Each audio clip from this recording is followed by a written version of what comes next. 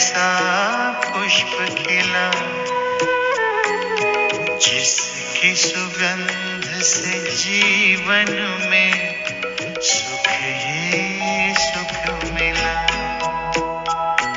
पवित्रता का हृदय कुंज में ऐसा पुष्प खिला जिसकी सुगंध से जीवन में सुख ही सुख मिला।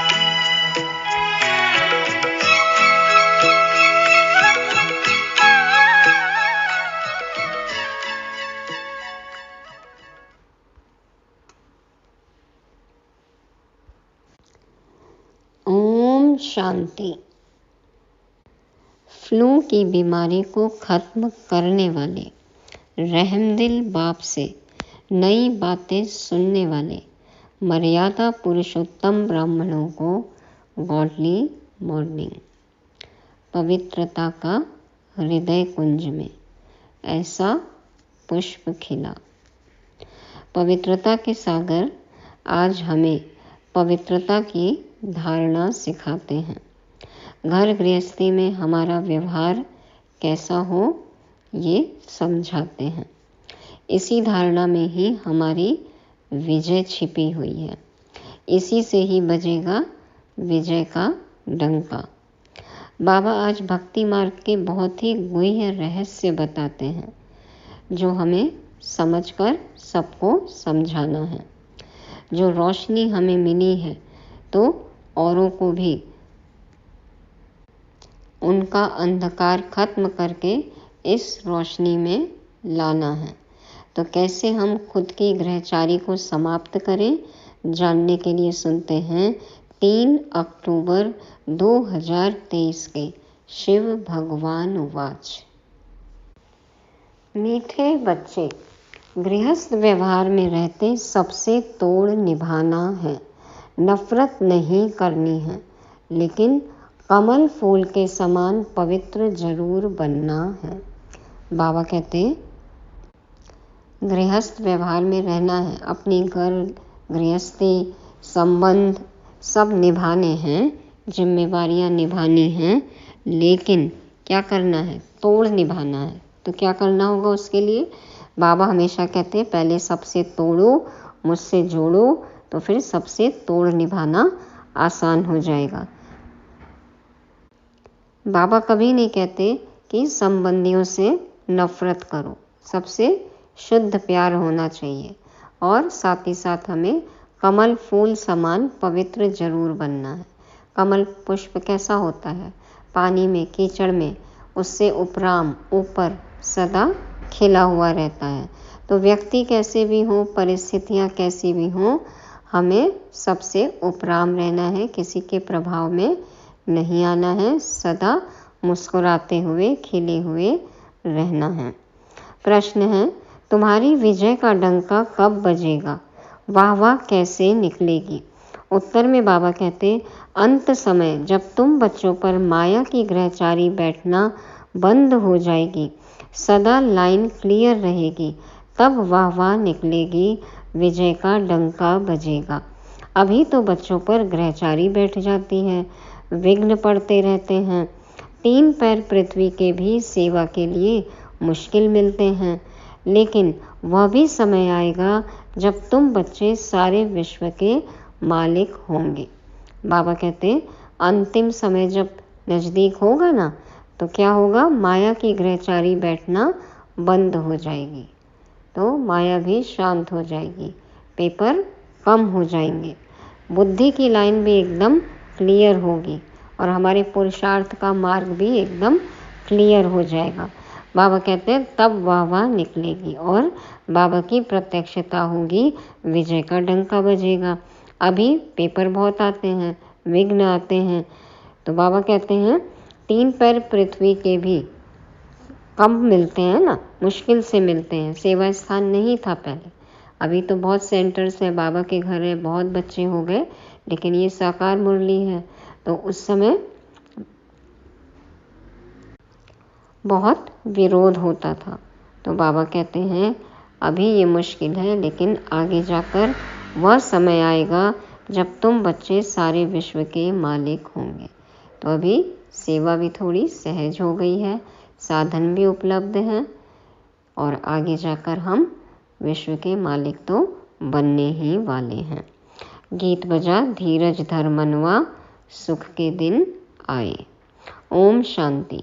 बच्चे नंबरवार पुरुषार्थ अनुसार जानते हैं कि अभी पुराना नाटक पूरा हुआ है, दुख के दिन बाकी कुछ घड़ियां हैं और फिर सदा सुख ही सुख होगा। जो भी पेपर हैं, मुश्किलें हैं, विघ्न हैं, अब थोड़े ही दिन हैं, फिर तो सुख के दिन हैं। जब सुख का पता पड़ता है तो समझा जाता है यह दुख धाम है, वास्ट डिफरेंट है, माना बहुत अंतर है। सुख की दुनिया और दुख की दुनिया में तो बहुत बड़ा अंतर है ना। अभी सुख के लिए तुम पुरुषार्थ कर रहे हो, समझते हो यह दुख का पुराना नाटक पूरा हुआ। सुख के लिए अब बाप दादा की श्रीमत पर चल रहे हैं। कोई को भी समझाना बहुत सहज है। अभी बाबा के पास जाना है, बाबा लेने लिए आया है। गृहस्थ व्यवहार में रहते कमल फूल समान पवित्र हो रहना है, तोड़ जरूर निभाना है। अगर तोड़ नहीं निभाते हो तो जैसे सन्यासियों मिसल हो जाते। उन्होंने भी जिम्मेवारियों से मुख मोड़ लिया, घर गृहस्थी छोड़ दी। यदि हम भी ऐसे ही करेंगे तो उनमें और हम में फर्क क्या होगा। भगवान तो सबसे प्यार करना सिखाते हैं ना, तोड़ना थोड़ी सिखाते हैं। बुद्धि से बाबा को याद करना है, लेकिन जिम्मेवारी संभालनी है। प्यार सबसे होना चाहिए, शुद्ध प्यार। सन्यासी तोड़ नहीं निभाते हैं तो उनको निवृत्ति मार्ग हठ योग कहा जाता है, छोड़ देते हैं ना। सन्यासियों द्वारा जो सिखलाया जाता है वह है हठ योग। हम राजयोग सीखते हैं जो भगवान सिखलाते हैं। भारत का धर्मशास्त्र है ही गीता, दूसरों का धर्मशास्त्र क्या है, उनसे अपना कोई ताल्लुक नहीं। तुम अभी गृहस्थ व्यवहार में रहते एक बार संन्यास करते हो, फिर 21 जन्म उसकी प्रारब्ध पाते हो। उनका है हद का संन्यास और हठ योग, तुम्हारा है बेहद का संन्यास और राजयोग। बेहद का संन्यास माना बुद्धि से पुरानी दुनिया को भूलना है, त्याग करना है। और हमारा है राजयोग, कर्मेंद्रियों पर राज करना है। मैं आत्मा मालिक, कर्मेंद्रियां गुलाम। वह तो गृहस्थ व्यवहार छोड़ देते हैं। राजयोग का तो बहुत गायन है। भगवान ने राजयोग सिखलाया तो भगवान जरूर ऊंचते ऊंच को ही कहेंगे। श्री कृष्ण तो भगवान हो न सके। बेहद का बाप है ही वह निराकार, बेहद की बादशाही वही दे सकते हैं। यहाँ गृहस्थ व्यवहार से नफरत नहीं की जाती। बाप कहते हैं यह अंतिम जन्म गृहस्थ व्यवहार में रहते पवित्र बनो। पतित पावन किसी सन्यासी को नहीं कहा जाता। सन्यासी खुद भी गाते हैं पतित पावन सीताराम, और पतित पावन को बुलाते भी हैं।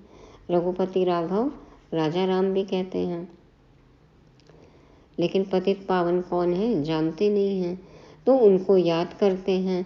वह भी पावन दुनिया चाहते हैं, परंतु यह नहीं जानते कि वह दुनिया ही एक और है।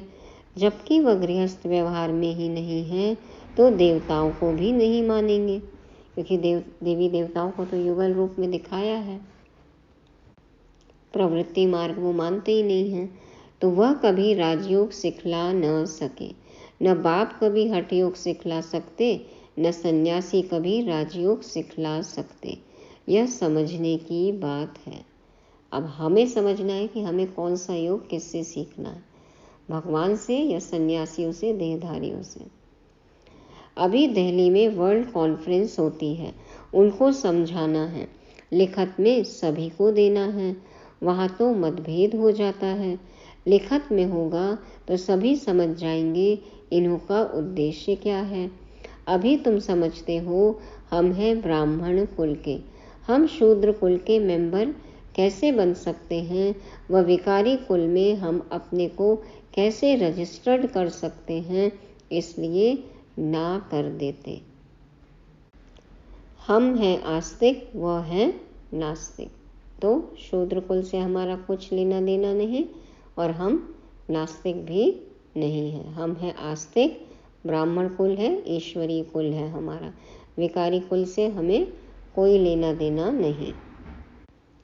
आस्तिक नास्तिक बताया ना बाबा ने, जो बाबा को बाबा द्वारा जाने वही आस्तिक। तो वह है ईश्वर को न मानने वाले, हम हैं ईश्वर से योग रखने वाले। मतभेद हो जाता है, समझाया जाता है, जो बाप को नहीं जानते वह नास्तिक हैं, तो बाप ही आकर के आस्तिक बनाएंगे। बाप का बनने से बाप का वर्षा मिल जाता है। यह बड़ी गुह्य बातें हैं। पहले पहले तो बुद्धि में यह बिठाना है कि गीता का भगवान परमपिता परमात्मा है। उसने ही आदि सनातन देवी देवता धर्म स्थापन किया। भारत का देवी देवता धर्म ही मुख्य है। भारत खंड का कोई तो धर्म चाहिए ना, अपने धर्म को भूल गए हैं। यह भी तुम जानते हो कि ड्रामानुसार भारतवासियों को अपना धर्म भूल जाना है, तब तो फिर बाप आकर के स्थापन करे, नहीं तो फिर बाप आए कैसे? आने का कुछ कारण तो चाहिए ना, नहीं तो बाबा को आने की जरूरत ही क्या है। कहते हैं जब जब देवी देवता धर्म प्रायः लोप हो जाता है तब मैं आता हूँ। प्रायः लोप जरूर होना ही है। कहते हैं ना, बैल की एक टांग टूट गई है, बाकी 3 टांग पर खड़ा है। तो मुख्य है ही 4 धर्म। अभी देवता धर्म की टांग टूट पड़ी है, यानी वह धर्म गुम हो गया है।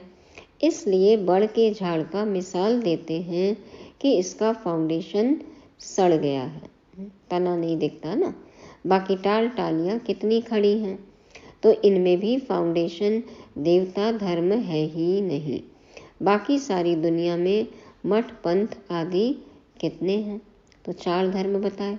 आदि सनातन देवी देवता धर्म प्रायः लोप हो गया है, बाकी इस्लाम, बौद्धि और क्रिश्चियन। तो बाबा कहते हैं कितने मठ पंथ आदि हैं, तुम्हारी बुद्धि में अभी सारी रोशनी है। बाप कहते हैं तुम बच्चे इस ड्रामा को जान गए हो। अब यह सारा झाड़ पुराना हो गया है। कलयुग के बाद सतयुग जरूर आना है। चक्र को फिरना जरूर है। बुद्धि में यह रखना है अब नाटक पूरा हुआ है, हम जा रहे हैं। चलते फिरते उठते बैठते भी याद रहे, अब हमको वापस जाना है। मन मना भव मध्याजी भव का यही अर्थ है।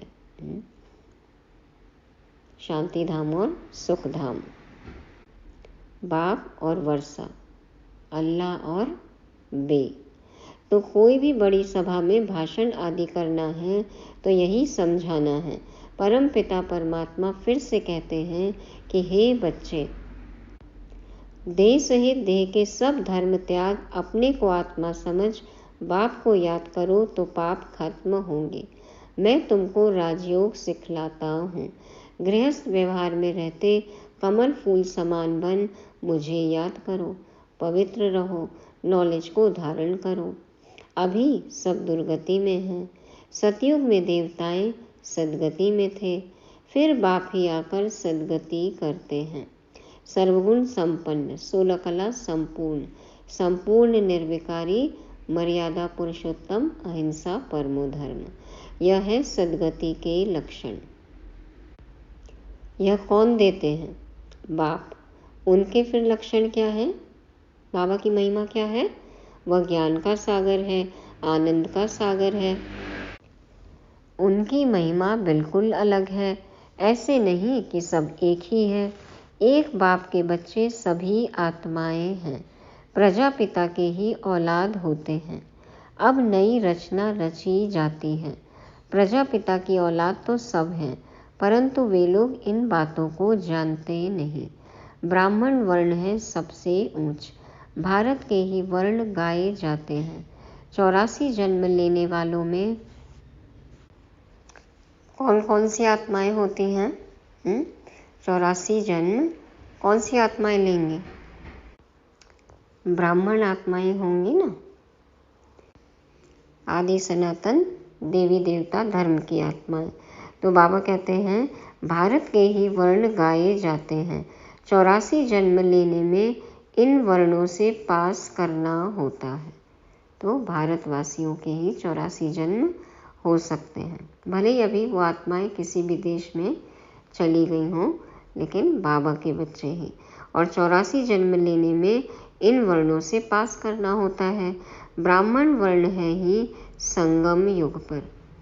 तुम बच्चे अभी स्वीट साइलेंस में रहते सभी साइलेंस में, या व्यर्थ बोलते ही रहते हैं? यह साइलेंस सबसे अच्छी है। वास्तव में शांति का हार तो गले में पड़ा हुआ है। चाहते तो सब हैं शांति घर में जाए, घर में शांति हो और शांति घर में जाए, सब चाहते हैं ना। परंतु यह रास्ता कौन बताए? शांति के सागर के सिवाय तो कोई बता न सके। टाइटल अच्छा दिया हुआ है, शांति का सागर, ज्ञान का सागर। श्री कृष्ण तो स्वर्ग का प्रिंस है, वह है मनुष्य सृष्टि का बीज रूप। कितना रात दिन का फर्क है। कृष्ण को सृष्टि का बीज कह नहीं सकते। सर्वव्यापी का ज्ञान तो ठहर न सके। बाप की महिमा अपनी है, वह सदैव पूज्य है, कभी पुजारी नहीं बनता। ऊपर से जो पहले आते हैं, ऊपर से पहले जो आते हैं वह पूज्य से पुजारी बनते हैं। पॉइंट्स तो ढेर समझाई जाती है। एग्जीबिशन में कितने आते हैं, परंतु कोटों में कोई ही निकलते हैं, क्योंकि मंजिल बड़ी भारी है। प्रजा तो ढेर बनती रहेगी। माला में आने वाले दाने कोटों में कोई ही निकलते हैं। नारद का भी मिसाल है। उनको कहा तुम अपनी शक्ल देखो, लक्ष्मी को वरने लायक हो। प्रजा तो बहुत बननी है। राजा फिर भी राजा है। एक एक राजा को लाखों प्रजा रहती है।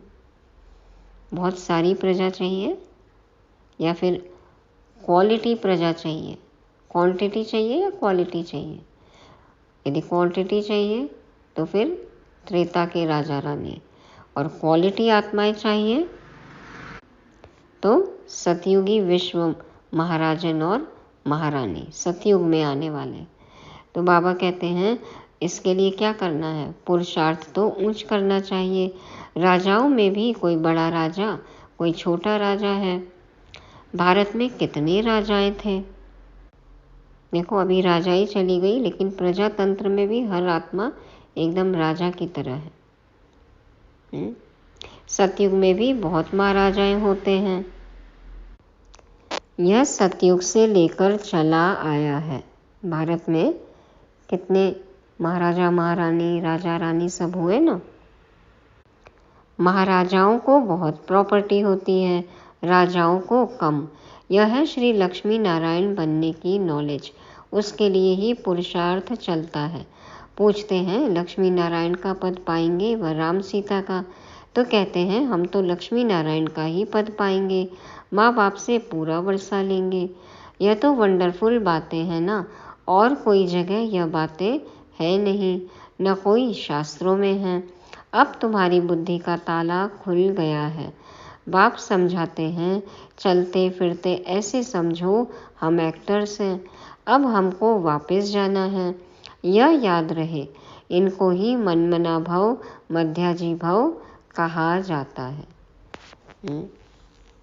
अपना मन बाबा में लगाना है और परम धाम में बाबा को याद करना है।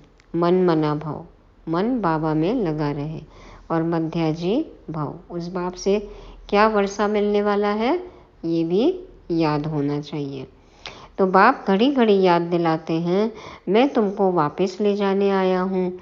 यह है रूहानी यात्रा। यह यात्रा बाप के सिवाय कोई करा न सके। है कोई ट्रैवल प्लानर में? कोई है ट्रिप एडवाइज़र? किसी को रूहानी यात्रा के बारे में नहीं पता, तो ये तो सिर्फ बाबा ही कर सकते हैं। तो यह यात्रा बाप के सिवाय कोई करा ना सके। बाबा देखो हमारे ट्रैवल एजेंट भी हैं, है ना। भारत की महिमा भी बहुत करनी है। यह भारत होलीएस्ट लैंड है, सर्व का दुख हरता और सुख करता, सबका सदगति दाता एक ही बाप है। स्वयं भगवान जिस धरती पे आए तो सबसे होलीएस्ट लैंड है ना। हाईएस्ट अथॉरिटी आते हैं होलीएस्ट लैंड में। उनके आने से लैंड होलीएस्ट हो जाता है, या होलीएस्ट लैंड है इसलिए बाबा आते हैं। बाबा आते हैं इसलिए तो सब कुछ पवित्र होता है ना। बाबा का बर्थ प्लेस, बाबा की फेवरेट प्लेस तो भारत है होलीएस्ट लैंड, सर्व का दुख हरता और सुख करता, सबका सदगति दाता एक ही बाप है। भारत उनका बर्थ प्लेस है। वह बाप सबका लिबरेटर है, सबको छुड़ाते हैं ना दुखों से। उनका यहाँ बड़े बड़ा तीर्थ स्थान है भारत में। माउंट आबू देखो कितना बड़ा तीर्थ स्थान। भारतवासी भले शिव के मंदिर में जाते हैं, परंतु उनको पता नहीं है।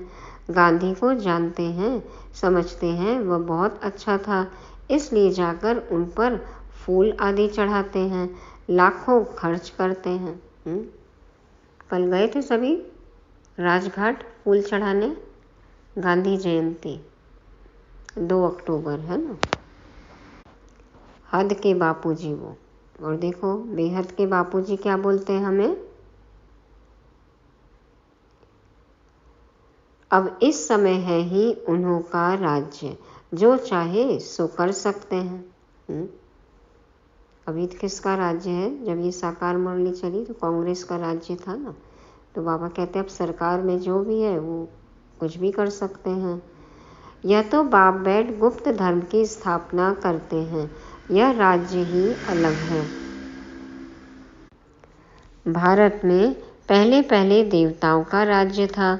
दिखाते हैं असुरों और देवताओं की लड़ाई लगी, परंतु ऐसी बातें तो है नहीं। यहाँ तो युद्ध के मैदान में माया पर जीत पाई जाती है। माया पर जीत तो जरूर सर्वशक्तिमान ही पहनाएंगे। बाबा ही रावण राज्य से छुड़ाकर राम राज्य की स्थापना करा रहे हैं। बाकी वहाँ लड़ाई आदि की बात होती नहीं। अभी देखेंगे तो सृष्टि में सर्वशक्तिमान इस समय क्रिश्चियन लोग हैं, है ना। लगभग 1/3 जनसंख्या पूरे संसार की ईसाई धर्म को मानती होगी, क्रिश्चियनिटी। वह चाहें तो सब पर जीत पा सकते हैं, परंतु वह विश्व के मालिक बने यह कायदा नहीं। देखो कितना धन दौलत संसार के अन्य देशों से लूट कर और सब अपने अपने देशों में ले गए हैं। अभी कितने धनवान हैं, बॉम्ब्स आदि कितने बनाए हुए हैं, पावर भी है ना। बाबा मुख्य रशिया और अमेरिका की बात करते हैं, लेकिन अभी तो रशिया में इतना पावर अब है नहीं। तो बाबा कहते हैं यदि चाहे दोनों मिल जाए तो पूरे विश्व पर राज्य कर सकते हैं, लेकिन ऐसा तो है नहीं, कायदा ऐसा है नहीं, क्योंकि राज्य भाग्य किसके नसीब में है, कौन भोगेगा? हम बच्चे, हमारा है राज्य भाग्य। तो बाबा कहते कि विश्व के मालिक वो बने ये कायदा नहीं है। इस राज को तुम ही जानते हो। इस समय सर्वशक्तिवान राजधानी क्रिश्चियन की है, नहीं तो उन्हों की संख्या कम होनी चाहिए, क्योंकि लास्ट में आए हैं। परंतु 3 धर्मों में यह धर्म सबसे तीखा है, सबको हाथ कर बैठे हैं। हाँ, सबको अपने हाथ में ले लिए ना, कितनों को देखो कन्वर्ट कर दिया, जिसको जो ज़रूरत थी वो दिया और सबने कईयों ने धर्म परिवर्तन कर लिया। तो यह भी ड्रामा बना हुआ है। इनके द्वारा ही फिर हमको राजधानी मिलनी है। तैयार है सब राजधानी लेने के लिए, राजाई के लिए। कहानी भी है, 2 बिल्ली लड़े, मक्खन बीच में तीसरे को मिल जाता है। सब आपस में लड़ेंगे और मक्खन हम खाएंगे। तो वह आपस में लड़ते हैं, मक्खन बीच में भारतवासियों को ही मिलना है।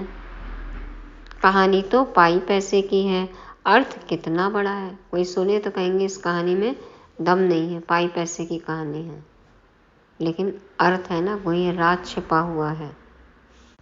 होना तो यही है, तो अर्थ कितना बड़ा है। 2 बिल्लों की भी जो कहानी है, कहानी तो बस ऐसे ही है कि 2 बिल्ले लड़े और बंदर जो है वो रोटी ले जाता है, तीसरे का फायदा हो जाता है। तो न्यूक्लियर वॉर होगी, भारत में गृह युद्ध होगा, प्राकृतिक आपदाएं आएंगी, हाहाकार होगा सब तरफ, और तीसरे को रोटी मिलना, माना मक्खन हम बच्चों को मिल जाएगा, भारतवासियों को मिलेगा, बाबा के बच्चों को राजाई मिलेगी। तो अर्थ कितना बड़ा है देखो इस कहानी का। मनुष्य कितने बेसमझ हैं, एक्टर होते हुए भी ड्रामा को नहीं जानते, बेसमझ हो पड़े हैं, समझते भी गरीब हैं। साहूकार लोग कुछ भी नहीं समझते, अपने ही धंधों में उलझे हुए हैं। पहले पैसा कमाओ, नाम करो, फिर उसको मेंटेन करो, पैसा इन्वेस्ट करो, बचाओ उसको, तो देखो उलझे ही रहते हैं।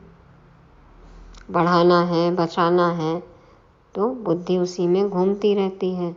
गरीब निवाज पतित पावन बाप गाया हुआ है।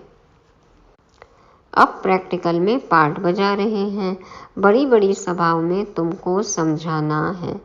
विवेक कहता है कि धीरे धीरे वाह वाह निकलेगी, लास्ट मोमेंट में डंका बजना है। देखो अब तो सब पहचानने लगे हैं ना, ब्रह्मा कुमारी संस्था को मान भी देते हैं, और अंत में तो खैर डंका बजेगा ही। अभी तो बच्चों पर ग्रहचारी बैठती है, लाइन क्लियर नहीं, विघ्न पड़ते रहते हैं। यह भी ड्रामा अनुसार पढ़ते रहेंगे। तो पहले विरोध हुआ, मजाक बनाया, देखो उसके बाद फिर अपनाते हैं। तो ये सब तो ड्रामानुसार होते ही है। जितना पुरुषार्थ करेंगे उतना ऊंच पद पाएंगे। पांडवों को 3 पैर पृथ्वी के नहीं मिलते थे। देखो पहले जब दादी दीदियाँ छोटी छोटी थी ना, जब यज्ञ की शुरुआत हुई थी, तो इतिहास पढ़ें तो बताते ना कि सेवा में कितनी तकलीफ होती थी, कोई जगह ही नहीं देता था, कैसे नदियों के किनारे बैठती थी गंगे दादी, मनोहर इंदिरा दादी, बाबा उनको हर हर गंगे कहते थे। तो नदी के किनारे बैठकर उन लोगों ने सेवा चालू की, और अभी देखो अब तो निमंत्रण आते हैं। तो बाबा कहते हैं अभी तो बच्चों पर ग्रहचारी बैठती है, लाइन क्लियर नहीं, विघ्न पड़ते रहते हैं। तो ड्रामानुसार ये सब तो पढ़ना ही है, लेकिन जितना पुरुषार्थ करेंगे उतना ऊंच पद पाएंगे। पांडवों को 3 पैर पृथ्वी के नहीं मिलते थे, अभी का यह गायन है, परंतु यह किसको पता नहीं है कि वही फिर प्रैक्टिकल में विश्व के मालिक बने।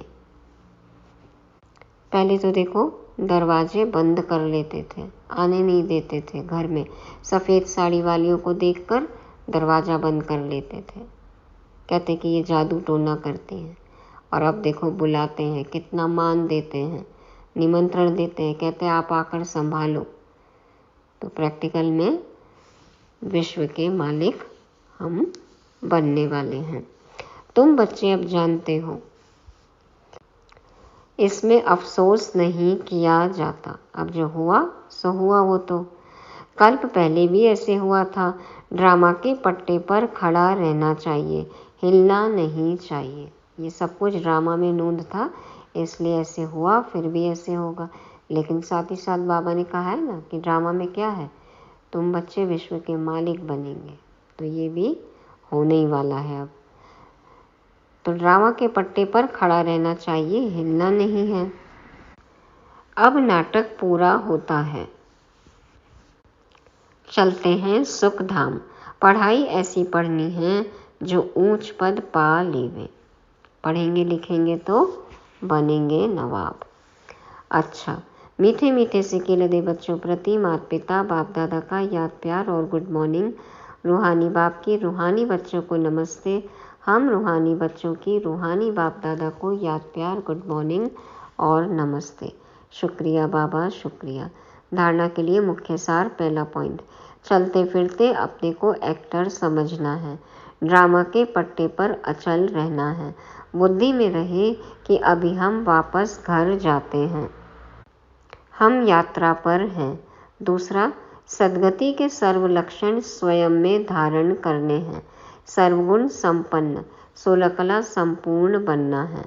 वरदान है, संगम युग पर श्रेष्ठ मत द्वारा श्रेष्ठ गति को प्राप्त करने वाले प्रत्यक्ष फल के अधिकारी भव। संगम युग पर श्रेष्ठ मत द्वारा श्रेष्ठ गति को प्राप्त करने वाले प्रत्यक्ष फल के अधिकारी भव। बाप दादा समझाते हैं, संगम युग पर श्रेष्ठ मत के आधार पर जो श्रेष्ठ कर्म करते हो उसका प्रत्यक्ष फल अर्थात सफलता अभी ही प्राप्त होती है। इसलिए कहते हैं, जैसी मत वैसी गत। जैसी मति मिली, जैसी बुद्धि खुली हमारी, जैसे बाबा की श्रीमत मिली, राय मिली, समझानी मिली, हमने उस अनुसार पुरुषार्थ किया और उसका फल क्या हुआ कि हमें विश्व की बादशाही मिली, जीवन मुक्ति मिली, सद्गति मिली। इसलिए कहा जाता है जैसी मत वैसी गत। वो लोग समझते हैं मरने के बाद गति मिलेगी, लेकिन आप बच्चों को इस अंतिम मर्जीवा जन्म में हर कर्म की सफलता का फल अर्थात गति प्राप्त होने का वरदान मिला हुआ है। आप भविष्य के इंतजार में नहीं रहते, है ना। सभी वर्तमान में सुखी, भविष्य में तो अपने आप मिलना ही है, लेकिन प्रत्यक्ष फल अभी, सफलता सुख शांति का अनुभव तो अभी कर सकते हैं और करते ही हैं। तो आप भविष्य के इंतजार में नहीं रहते, अभी अभी करते और अभी अभी प्राप्ति का अधिकार मिल जाता। इसको ही कहते हैं रचयिता का रचना से सच्चा प्यार। सच्चा प्यार तो देखो सबसे बड़ा गिफ्ट बाबा हम पर लुटा देते हैं। क्या है? सबसे पहले तो बाबा खुद को ही लुटा देते हैं ना। बाबा से बड़ा गिफ्ट हो सकता है? और फिर बाबा हमें स्वर्ग की बादशाही देते हैं। तो ये है रचयिता का रचना से सच्चा प्यार। हमारा सच्चा प्यार है बाबा से, चेक करना। स्लोगन है, दृढ़ संकल्प से हर कदम में बाप को फॉलो करने वाले ही संपन्न बनते हैं। दृढ़ संकल्प से हर कदम में बाप को फॉलो करने वाले ही संपन्न बनते हैं। तो फॉलो फादर करेंगे, संपन्न बनेंगे, संपूर्ण बनेंगे, बाप समान बनेंगे। इसलिए दृढ़ संकल्पधारी बनना है। तो ये थी आज की मुरली। रिवाइज करने के लिए पॉइंट्स हैं। पहला है, कमल पुष्प समान पवित्र रहना है। घर गृहस्थी संभालनी है, लेकिन माया से बचना है, पवित्र रहना है। सबसे प्यार होना चाहिए, नफरत नहीं हो। दूसरा, बाबा ने कहा विजय का डंका। कब बजेगा विजय का डंका? जब माया की ग्रहचारी बंद हो जाएगी, लाइन क्लियर रहेगी, तब वाह निकलेगी। तो ग्रहचारी बैठ जाती हैं, विघ्न भी आते रहते हैं। बाबा ने कहा कि अब तो वो समय आने वाला है जब हम विश्व के मालिक होंगे, तो माया से बचकर रहना है। तीसरा है, बुद्धि की लाइन एकदम क्लियर होनी चाहिए। बाबा जो कहते हैं उसमें कोई भी संशय ना हो, और लाइन क्लियर होगी तो बाबा जो हमें टचिंग कराएंगे वो हम समझ सकते हैं, माया से बच सकते हैं। चौथा है प्रत्यक्ष फल। तो कौन सा फल खा रहे हैं अभी हम? शरीर के लिए तो फल खाना ही है, लेकिन अभी दृढ़ संकल्प होता है हमारा, शुद्ध संकल्प होता है, तो हर कर्म में हमें सफलता मिलती है, खुशी मिलती है, शांति मिलती है, शक्ति मिलती है। तो ये सब है प्रत्यक्ष फल। और 5वां है दृढ़ संकल्प। तो दृढ़ संकल्प एक ही अब हमारा कि हमें बाप समान बनना ही है। और बाबा ने क्या कहा है? बाबा तो पवित्रता के सागर हैं ना, तो हमें भी मास्टर पवित्रता का सागर बनना है। ओम शांति।